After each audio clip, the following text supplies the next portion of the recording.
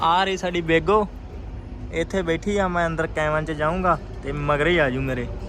ਚੰਗਾ ਮੈਂ ਚੱਲਿਆ ਹੀ ਠੀਕ ਕੱਢ ਲਈ ਆ।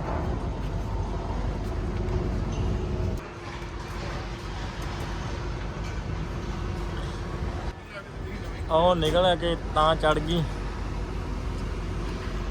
ਉਹ ਆ ਕੇ ਬਹਿ ਗਈ ਟੂਲ ਤੇ।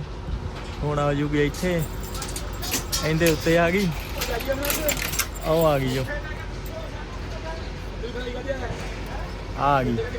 ਹੁਣ ਫੁੱਲ ਕੈਮਨ ਦੇ ਅੰਦਰ ਹੋ ਜਾਵਾਂਗੇ। ਕਰਿਓ ਚੈੱਕ।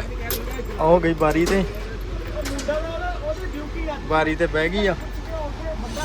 ਮੈਨੂੰ ਸੈੱਟ ਜਾਣਾ ਪੈਣਾ ਵਾ ਫਿਰ ਬੈਠ ਆਊ ਕੋਲੇ। ਉਹ ਉਤਰਨੀ ਸ਼ੁਰੂ ਹੋ ਗਈ।